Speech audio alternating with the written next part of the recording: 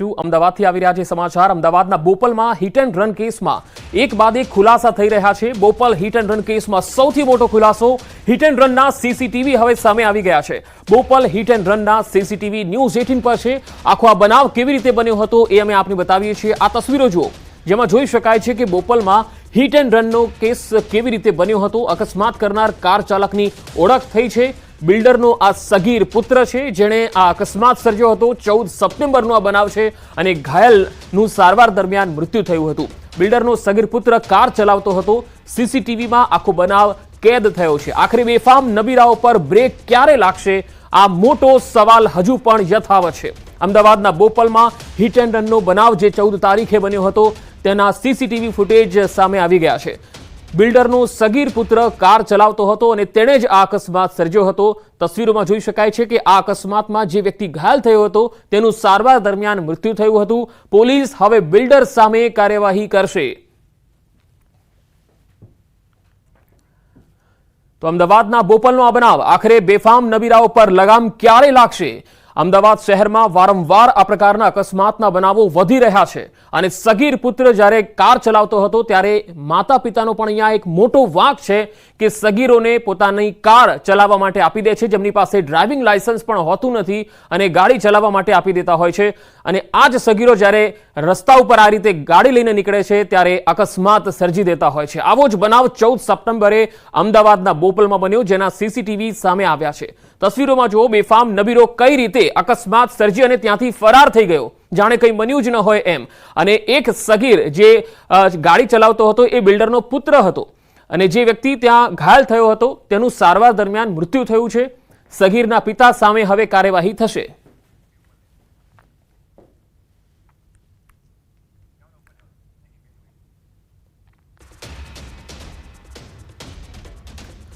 તો હવે વલસાડથી પણ એક અપડેટ આવી રહ્યા છે। વલસાડમાં પણ તથ્યવાડી થતા રહી ગઈ। ગણેશ પંડાલમાં આરતી સમયે બેફામ કાર ચલાવનાર એક વ્યક્તિ છે એ તેણે અકસ્માત સર્જ્યો।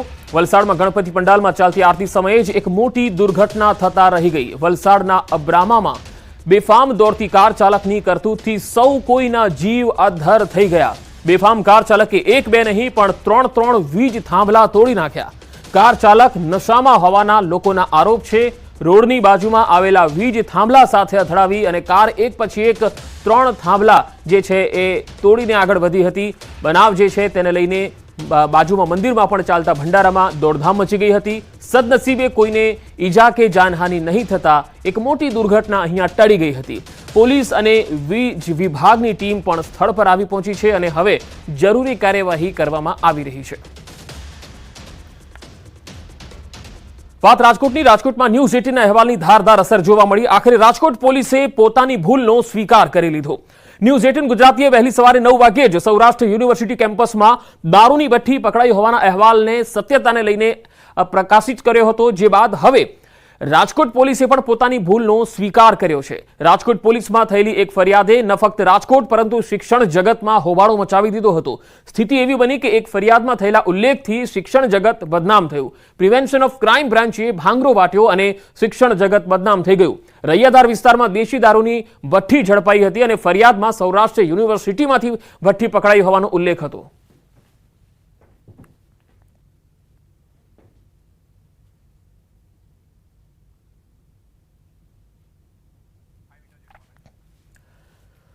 તો 5 અલગ અલગ તસવીરો આપને બતાવી રહ્યા છીએ। એક તરફ યુનિવર્સિટી બદનામ થઈ, પોલીસે પોતાની ભૂલ સ્વીકારી લીધી કે આ ખરેખર એરિયાનું નામ એફઆઈઆરમાં ખોટું લખાઈ ગયું હતું।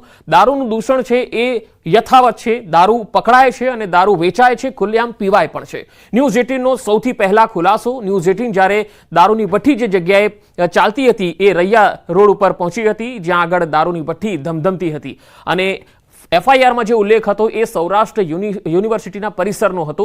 એટલા માટે શિક્ષણ જગતમાં હોબાળો મચી ગયો હતો। જોકે પોલીસે પોતાની ભૂલ સ્વીકારી લીધી હતી।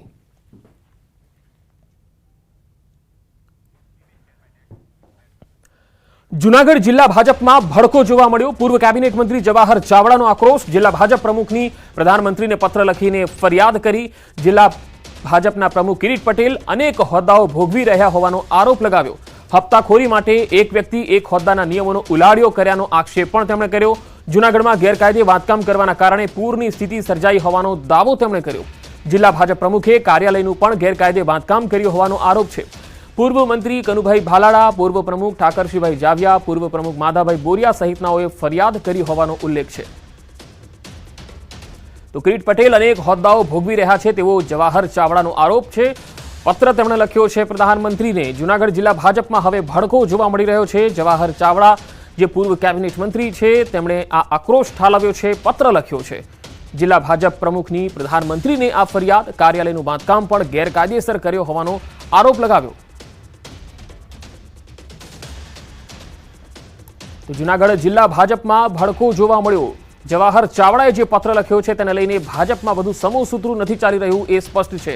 સંવાદદાતા અતુલ મારી સાથે જૂનાગઢથી જોડાયા છે. અતુલ, જિલ્લા ભાજપમાં હવે ભડકો જોવા મળી રહ્યો છે. જવાહર ચાવડાના આ પત્રથી શું લાગે છે, ભાજપમાં હવે ફાંટા પડવાના શરૂ થઈ ગયા છે? જી, આપને ચોખ્ખો જણાવી દઉં કે જે રીતે પૂર્વ કેબિનેટ મંત્રી જવાહર ચાવડાએ આજે ખુલ્લો એક પત્ર લખ્યો છે અને તેણે ગંભીર પ્રકારના આક્ષેપો છે તે જૂનાગઢ જિલ્લા ભાજપ પ્રમુખ કિરીટ પટેલ સામે કર્યા છે. આ પહેલા પણ તેણે પોતાની નારાજગી તે વ્યક્ત કરી હતી અને સીએમના કાર્યક્રમને લઈને અનેક કાર્યક્રમોમાં તેની ગેરહાજરી જોવા મળતી.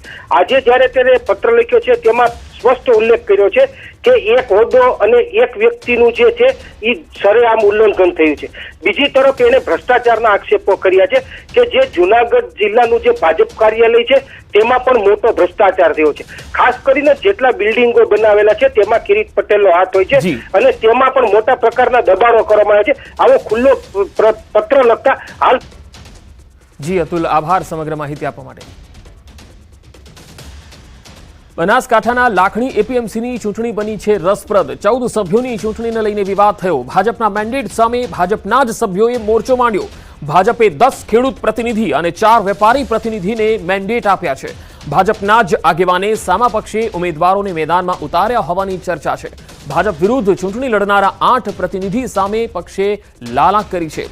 જિલ્લા ભાજપે તમામ 8 લોકોને ફટકારી છે નોટિસ. ચૂંટણી પૂર્ણ થયા બાદ 8 સભ્યોને સસ્પેન્ડ કરવામાં આવે તેવી પણ ચર્ચાઓ છે. જૂનાગઢમાં સગીરાનું અપહરણ કરીને દેહ વિક્રયના ધંધામાં ધકેલવાના કેસમાં વધુ 4 આરોપીઓની ધરપકડ થઈ છે. પોલીસે આરોપી આકાશ નેપાળી, હિરેન સાપરા, જસ્મીન મકવાણા અને હાર્દિક ઝાપડાની ધરપકડ કરી. આ પહેલા પણ 2 આરોપીઓને પકડી લેવાયા હતા. આ ગુનામાં અત્યાર સુધીમાં 7 આરોપીને જેલના સળિયા પાછળ ધકેલાયા છે, જ્યારે હજુ કેટલાક આરોપીઓ પોલીસ પકડથી દૂર છે.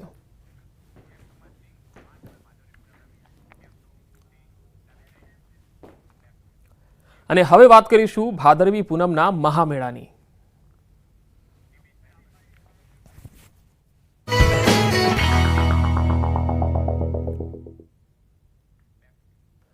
અંબાજીમાં ભાદરવી પૂનમના મેળાનો 6થો દિવસ છે, ત્યારે અત્યાર સુધીમાં અંદાજિત 26 લાખ ભક્તોએ દર્શન કર્યા છે.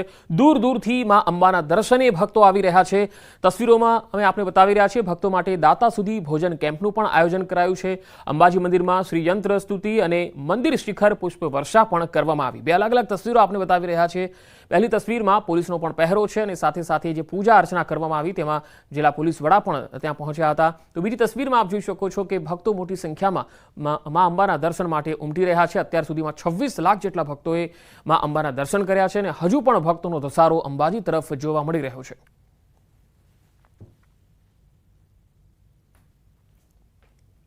મેળાનો આજે 6થો દિવસ છે. ખૂબ હર્ષ, આનંદ અને ઉલ્લાસ સાથે મેળાનું આયોજન થઈ રહ્યું છે.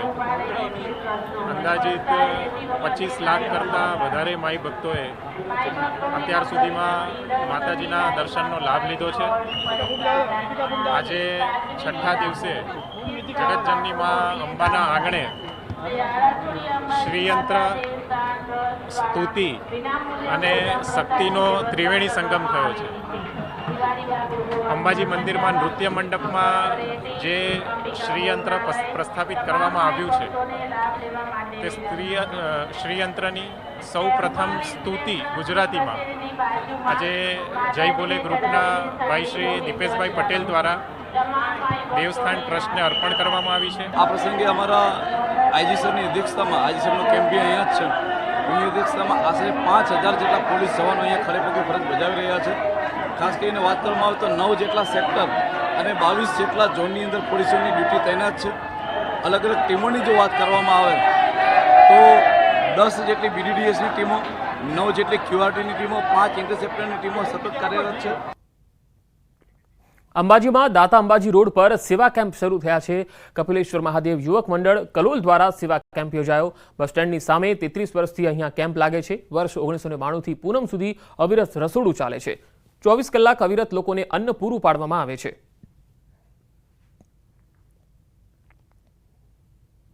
જય જય અંબેના નાદ સાથે ગુંજી રહ્યા છે. અંબાજીના માર્ગોને અત્યારે અમે આવી ચૂક્યા છે દાતા જવાના રોડ ઉપર કે જ્યાં સૌથી જૂનો કેમ્પ છે, સેવા કેમ્પ, જે લાખો શ્રદ્ધાળુઓને જમાડે છે. આપ મારી પાછળ પણ જુઓ, અહીં શ્રદ્ધાળુઓ છે તેઓ આવે ત્યારે બિલકુલથી અહીં પ્રસાદ લઈને જતા હોય છે.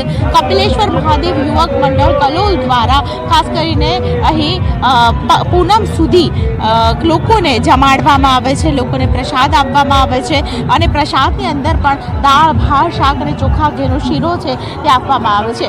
જય અંબે લેતા જાઓ અને કોઈ પણ પ્રકારનો બગાડ ન કરતા તેના નારા સાથે તમામ લોકોને અહીં પૂનમ સુધી જમાડવામાં આવે છે. મારી સાથે જે વ્યક્તિ છે તેમની સાથે વાત કરીશું, જેઓ યુવક મંડળ સાથે સંકળાયેલા છે, આયોજક પણ છે, તેમની સાથે વાત કરીશું.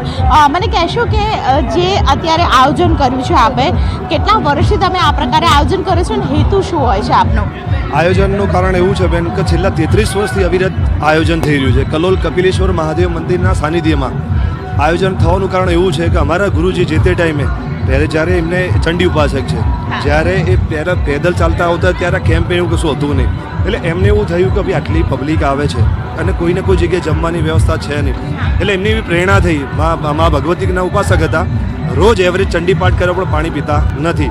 એટલે બાપુએ એ સાનિધ્યમાં પહેલાં ચા ગાંઠિયાનો કેમ્પ ચાલુ કર્યો 2 વર્ષ. એ પછી એમના આશીર્વાદથી આ કેમ્પ ફૂલ ભાણાનો ચાલુ થયો છે. અવિરત આ 33 વર્ષ ચાલુ છે. જી મેમ, જી. કેટલા લોકો જમે છે અને કેવી રીતે તમે આયોજન કરશો? કારણ કે આટલું મોટું આયોજન કરવું નાની સૂની વાત નથી, તો કેવી રીતે આયોજન કરતા હોવ છો? આયોજનની વાતમાં એવું છે, રોજની એવરેજ એવી છે અમારી જમવાની, એવરેજ 40-35 હજાર એવરેજ ડોલ, અને છેલ્લું 12-13 તો અમારે ત્યાં લાખ માણસ જમા છે. કેમેરામેન ખેંગા રાઠોડ સાથે દીપિકા કુમાર, ન્યૂઝ 18 ગુજરાતી, અંબાજી. સાબરકાંઠાના દલપુર અને ખેરોજ પાસે પ્લાસ્ટિકની બોટલનો ઉપયોગ ટાળો અને તમારો હાથ સ્ટીલની બોટલ તરફ વાળોના સ્લોગન સાથે સ્ટોર બનાવવામાં આવ્યો છે. ગુજરાત સરકારના પ્રદૂષણ નિયંત્રણ બોર્ડે પ્લાસ્ટિકનો વપરાશ ટાળવા મુહિમ શરૂ કરી. અંબાજી પદયાત્રાના 2 કેમ્પમાં RVM મશીન મૂકવામાં આવેલા છે, જેમાં અંબાજી જતા પદયાત્રીઓ પાસેથી ખાલી પ્લાસ્ટિક બોટલો મશીનમાં ક્રશ કરવામાં આવે છે અને સામે પાણીની સ્ટીલની બોટલ આપવામાં આવે છે. એક દિવસમાં 2 કેમ્પમાં 13,000 પ્લાસ્ટિક બોટલો સામે 2,500 સ્ટીલની બોટલ આપવામાં આવી. પહેલાં પાણી પ્લાસ્ટિકના પાઉચ મળતા હતા, જેથી કરી થોડું પીએ અને થોડું અમે જ્યાં હતા નાખી દેતા. એટલે કોઈ બાઇકવાળા પડી જાય, કોઈ રસ્તામાં કોઈ બુજુર્ગ માણસ, કોઈ છોકરો હોય એની પગ આવે અને પડી જતા હતા. પછી થોડો સમય જતા થયો, પાણીની બોટલ આવી. પાણીની બોટલ પણ એમાં નુકસાન કરતું હતું. એ તમે થોડું ઘણું પીવો અને થોડું ફેંકી દેતા હતા. આ મશીનમાં આપણે પ્લાસ્ટિકની બોટલ જે પદયાત્રી ક્રશ કરશે એને એક સામે સ્ટીલની બોટલ આપશું, જે રિયુઝેબલ થશે અને વધુને વધુ વખત ઉપયોગ કરી શકાશે. આના અંતર્ગત અત્યાર સુધી અમે 2500 બોટલ ડિસ્ટ્રીબ્યુટ કરી છે અને સામે 7500 બોટલ પ્લાસ્ટિકની અમે ક્રશ કરી છે મશીનમાં. પ્લાસ્ટિકની બોટલ જે અમે ક્રશ કરી રહ્યા છીએ એ અમે રિસાયકલર થ્રુ એને રિસાયકલિંગ કરાવશું અને એમાંથી પોલિએસ્ટર બને છે, જે એનાથી આપણે ટી-શર્ટ છે, ટાઈ છે, ફેબ્રિક્સ બનાવી શકીએ છીએ. અને હવે વાત PM મોદીના જન્મદિવસની.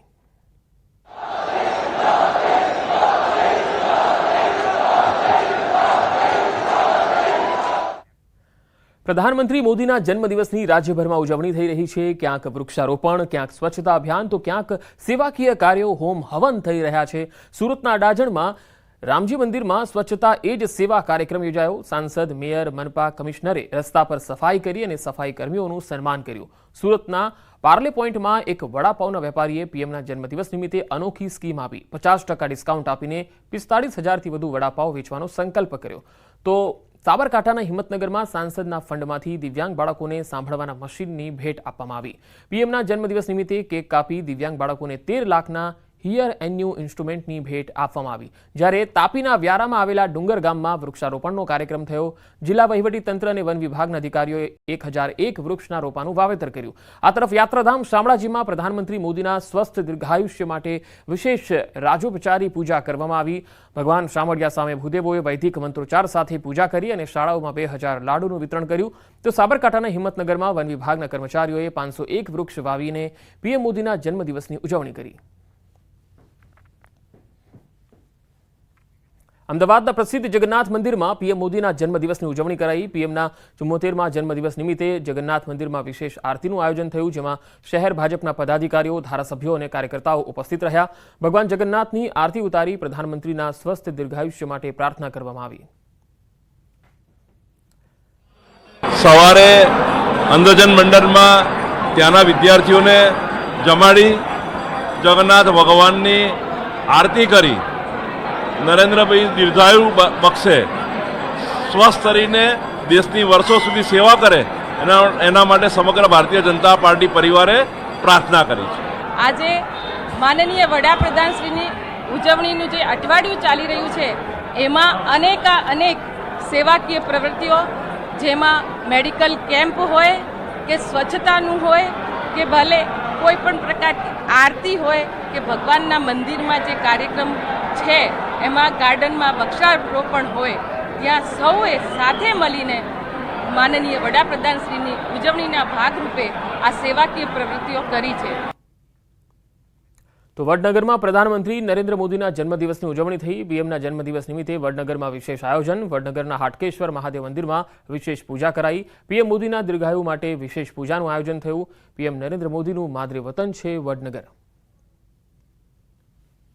સાંસ્કૃતિક કાર્યક્રમનું પણ આયોજન કરેલું છે, એટલે એ કાર્યક્રમમાં માનનીય શ્રી અનુપ જલોટા, મયાભાઈ આહિર અને બીજા બધા કલાકારો અત્રે ઉપસ્થિત રહી અને એ પણ એમના શબ્દો દ્વારા એમને ખૂબ જ સારી રીતે એમની અભિવ્યક્તિ વ્યક્ત કરશે.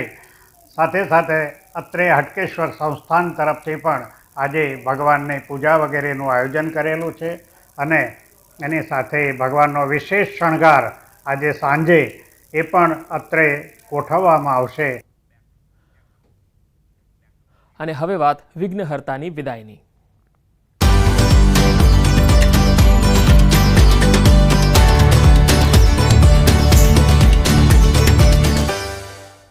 આજે અનંત ચતુર્દશી છે અને આજે રાજકોટમાં 7 જેટલા સ્થળો પર ગણપતિ વિસર્જનની વ્યવસ્થા કરવામાં આવી છે. ગણપતિ વિસર્જનને લઈ 3 ડીસીપી સહિત 1500 જેટલા પોલીસ અધિકારીઓ, કર્મચારીઓ, ટ્રાફિક બ્રિગેડ, જીઆરડીના જવાનો લોકોની સુરક્ષામાં તૈનાત કરાયા. કોઈ અનિચ્છનીય બનાવ ન બને તે માટે ફાયર વિભાગ સહિત તરવૈયાઓ પણ તમામ સ્થળે ઉપસ્થિત રખાયા. લોકોની સુરક્ષાને ધ્યાનમાં લઈ ફાયર વિભાગ દ્વારા ગણપતિ વિસર્જન કરાવવામાં આવી રહ્યું છે. રાજકોટમાં આજી ડેમ, પાળગામ, ન્યારા ગામ સહિતના વિસ્તારોમાં વિસર્જનની વ્યવસ્થા તંત્રએ કરી. રાજકોટ મહાનગરપાલિકા દ્વારા ગણપતિ વિસર્જન નિમિત્તે 8 જગ્યાઓ પર વ્યવસ્થા કરવામાં આવી છે, જેમાં fire staff, station fire officer, leading fireman, fireman સહિત મોટો બંદોબસ્ત મૂકવામાં આવ્યો છે. આગળ વધુ સમાચારો પર નજર કરીશું. હાલ રોકાઈશું એક બ્રેક માટે.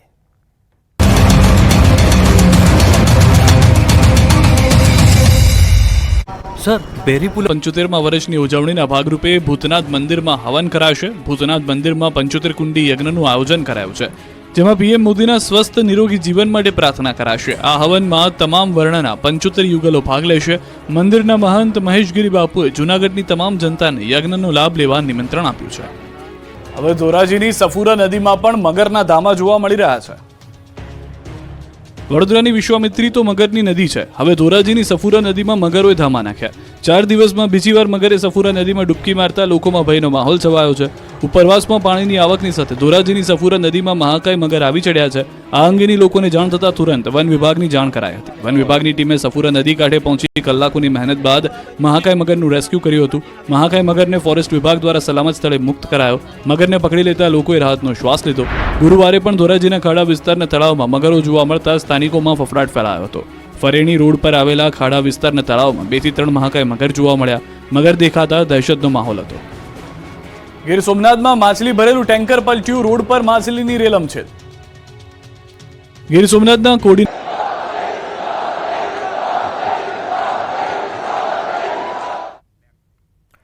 Welcome back. પ્રધાનમંત્રી નરેન્દ્ર મોદી જ્યારે સમય મળે કે જન્મદિવસ હોય ત્યારે તેમની માતાને મળવા પહોંચી જતા હતા.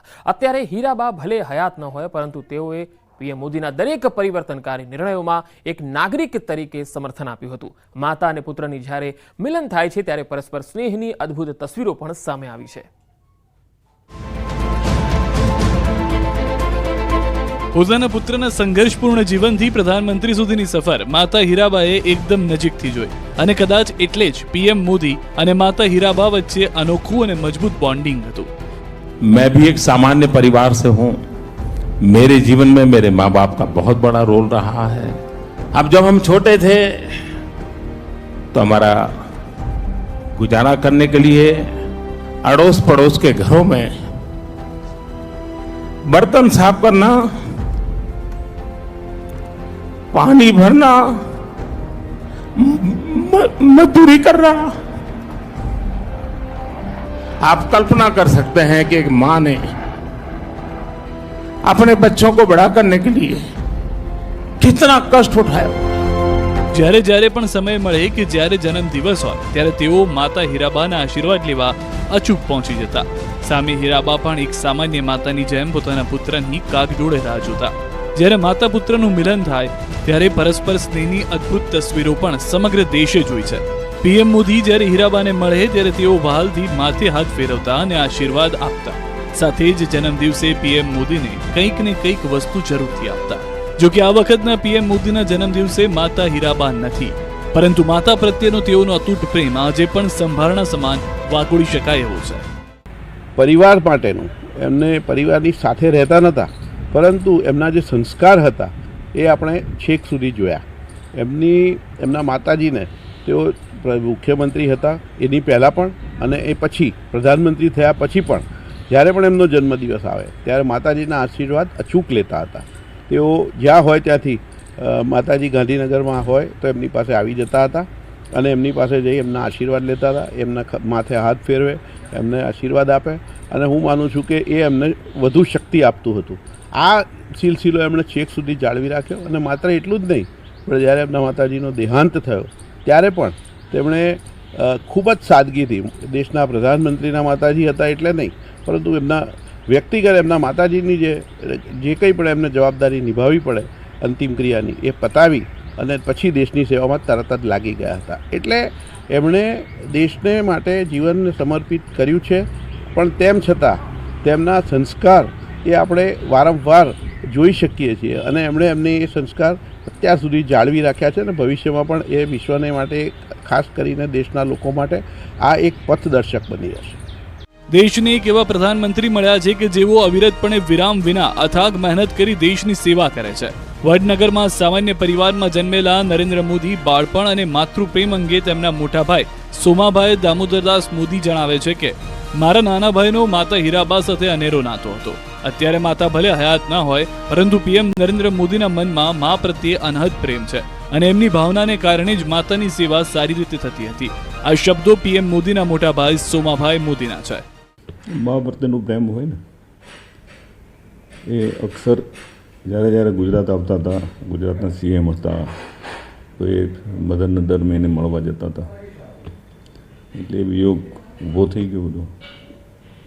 એ તો કુદરતની લીલા છે. નરેન્દ્રભાઈના મનની અંદર મા પ્રત્યેનો જે પ્રેમ હતો ને એનો પ્રેમ હતો અને એમની ભાવનાના કારણે માતાની સેવા પણ સારી થતી હતી. અને નરેન્દ્રભાઈ જ્યારે ગુજરાતના મુખ્યમંત્રી તરીકે શપથ લીધા ત્યારે એમણે મદનને ખાસ બોલાવ્યા હતા તો શપથ વખતે. એટલે આવી લાગણી ભાવના પણ દેશનું ભલું કરવા માટે જ ભગવાને જન્મ આપ્યો છે એમને અને દેશનું સારું કરું જ છું. બરાબર, દેશની પબ્લિક ખુશ છે. પીએમ મોદીના નાનપણના સંસ્મરણો પણ પરિવારજનોએ વર્ણવ્યા. શાળામાં ભજવેલા નાટકમાં નરેન્દ્ર મોદીએ જોગીદાસ ખુમાણનું પાત્ર ભજવ્યું હતું. એ વખતે તેમના પાત્રમાં દેખાયેલી કુમારીને સોમાભાઈ મોદીએ બખૂબી વાગોળી. જોગીદાસ ખુમાણ નાટક હતું, એની અંદર જોગીદાસ ખુમાણનું પાત્ર એમણે ભજવેલું. બીએન હાઈસ્કૂલની અંદર એ કાર્યક્રમ હતો, જે નાટક મેં જોયેલું. એટલે બહુ પ્રભાવશાળી એમનું વક્તવ્ય હતું, એમનો આખો રોલ પ્રભાવશાળી હતો અને લોકો આજે યાદ કરે એ ટાઈપનો આખો એમનો રોલ હતો. પ્રધાનમંત્રી મોદી એક વિઝનરી નેતાની છાપ ધરાવે છે, જેનું ઉત્તમ ઉદાહરણ કચ્છનું ધોરડો રણ છે. પીએમ મોદીની દૂરંદેશી કેટલી તાકાતવાન છે એ ભાજપના નેતા ભરત પંડ્યાએ નજીકથી જોઈ છે. કચ્છના સફેદ રણને પીએમ મોદીને વૈશ્વિક ઓળખ કેવી રીતે અપાવી તેની રસપ્રદ વાત ભરત પંડ્યાએ કરી. નરેન્દ્રભાઈ એક વિઝનરી વ્યક્તિત્વ છે. એમનું વિઝન, એક્શન અને મિશન ક્લિયર હોય છે. એક કચ્છના રણોત્સવ દાખલા તરીકે એનો એક પ્રસંગ તમને યાદ કરું.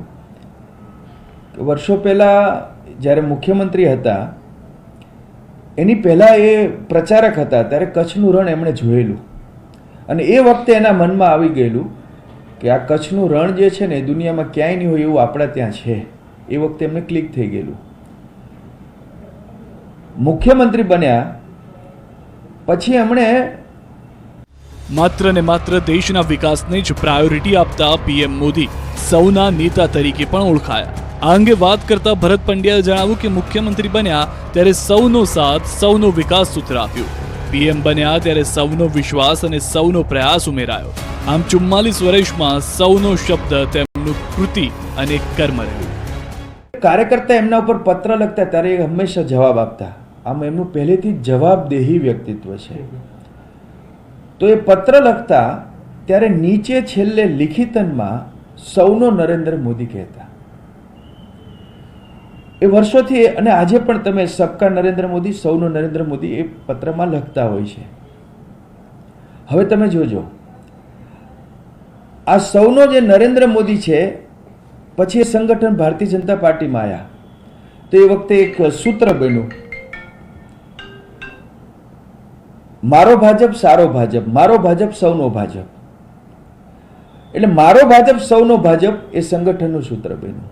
પછી તો કાર્યકર્તાઓ પણ મારું ઘર ભાજપનું પરિવાર એમ કરીને તોરણો બનાવીને લટકાવતા હતા. એના પછી જ્યારે મુખ્યમંત્રી બન્યા ત્યારે એમનું સૂત્ર હતું સૌનો સાથ, સૌનો વિકાસ.